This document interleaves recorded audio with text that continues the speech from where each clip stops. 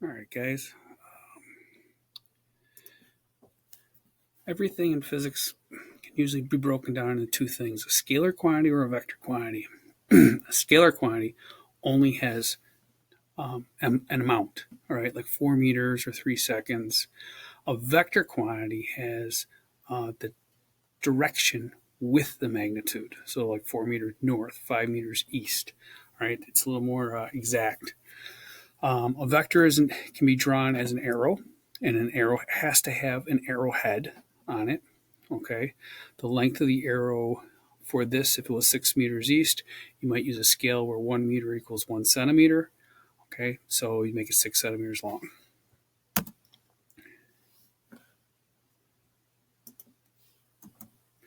right, distance is the length the object travels. For instance, let's say if I walked 5 meters east and then 12 meters north, I would have walked a total of 17 meters. But the displacement is from where you start to where you end up, and it doesn't matter how you get there. You could go 5 meters east, then 12 meters north, or you could go 12 meters north and then 5 meters east. Either way, from beginning to end, you would have only traveled 13 meters at 67 degrees north of east. Now, how did I get the 13 meters? Pythagorean theorem. It's a right triangle. How did I get the 67 degrees north of east? I used inverse tangent of the y component over the x component, so the 12 over the 5. Here's an example here. It says the distance a body moves per unit of time is called speed. There is instantaneous speed, average speed, and final speed. What's an example of instantaneous speed? How about your speedometer on your car?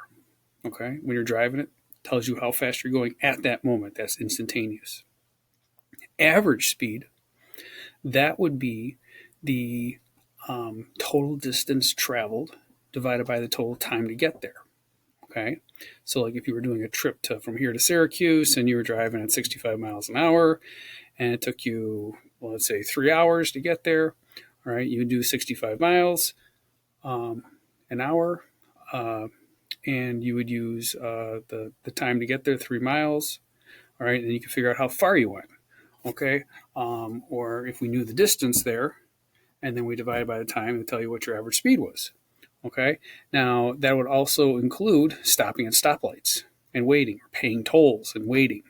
All right, so if you said, hey, I drove 65 the whole way, but when I calculated it came out to be 57, that's why.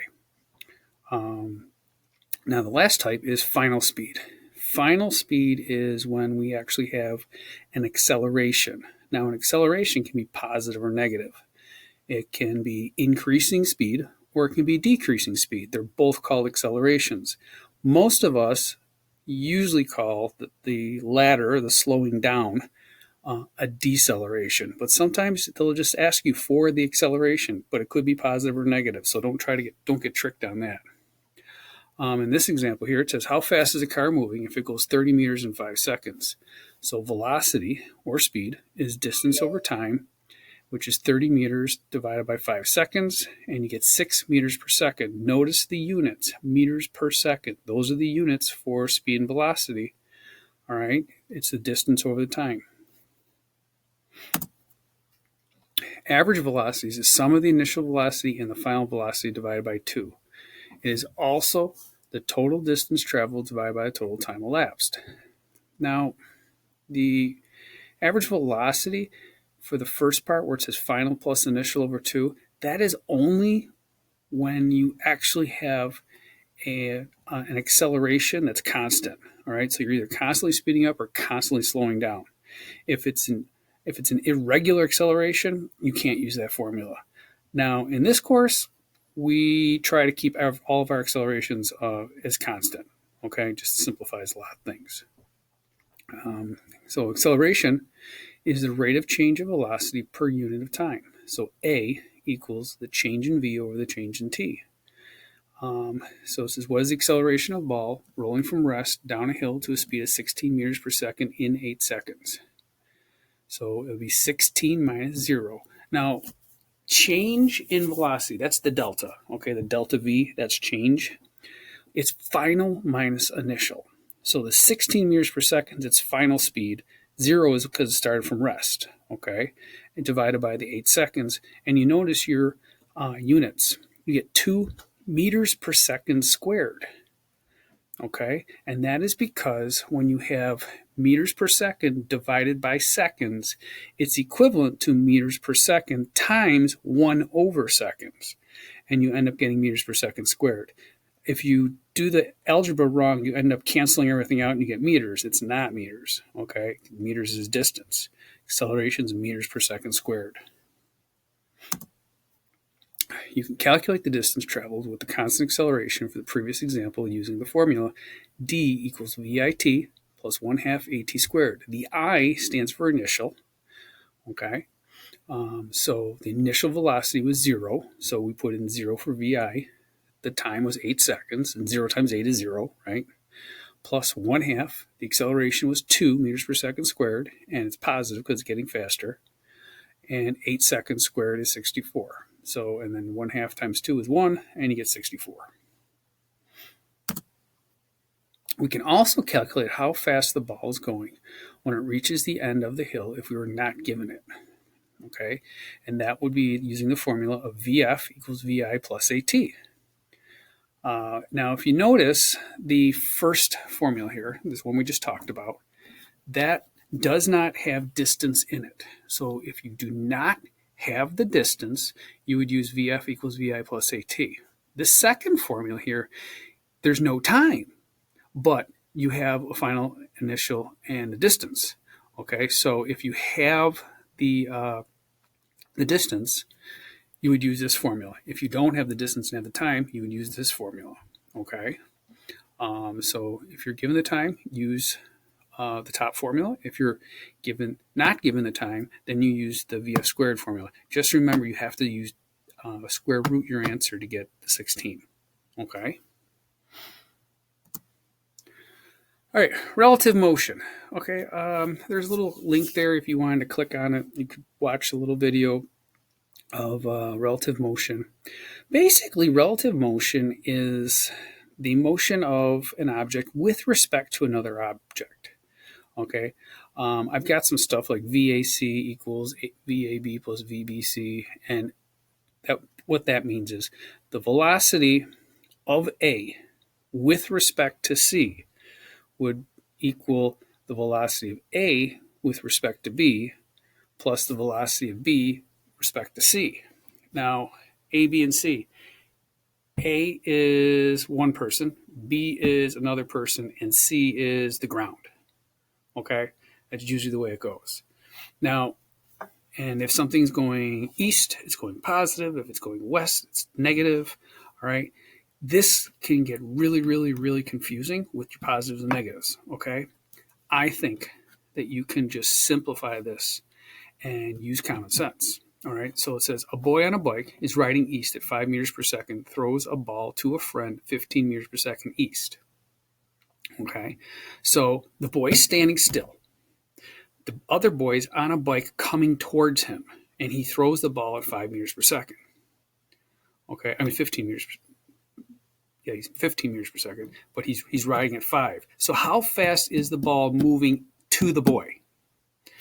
Well, with respect to the boy, because he's not moving, the kid on the bike throws it at 5 while driving. He throws it at 15 while driving 5. 15 plus 5 is 20. So the ball would come at that kid at 20 meters per second towards him. Okay.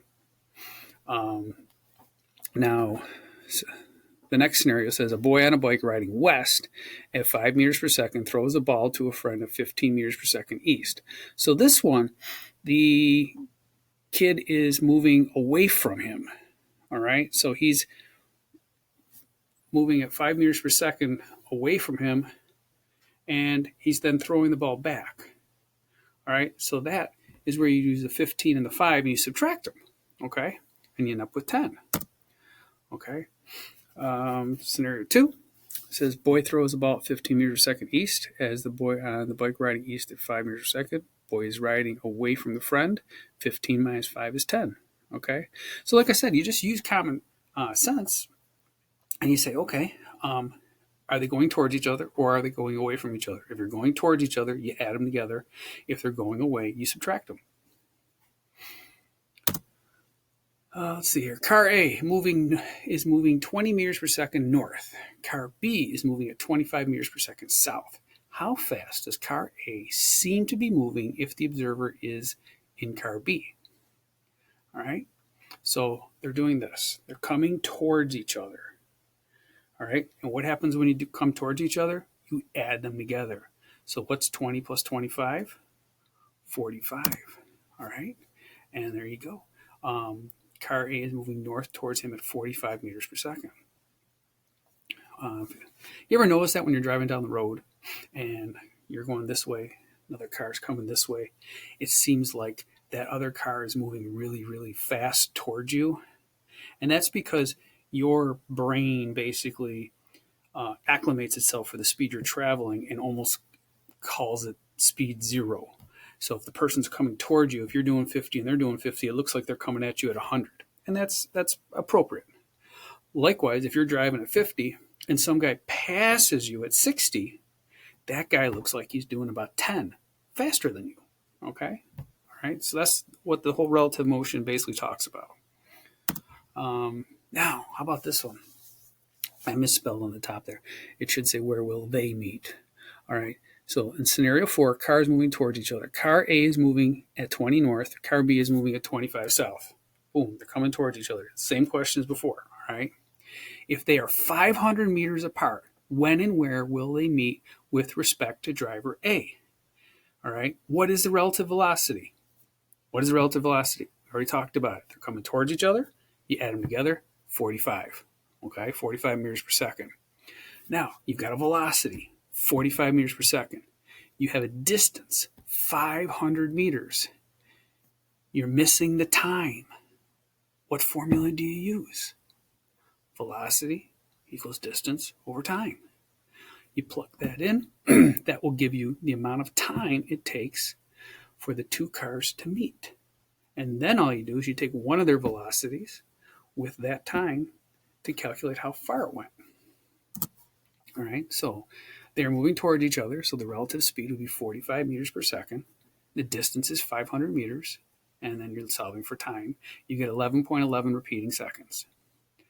All right, so then you take V equals D over T, you put the 20 meters per second in, and then that answer, that 222.22 meters, is from where A started.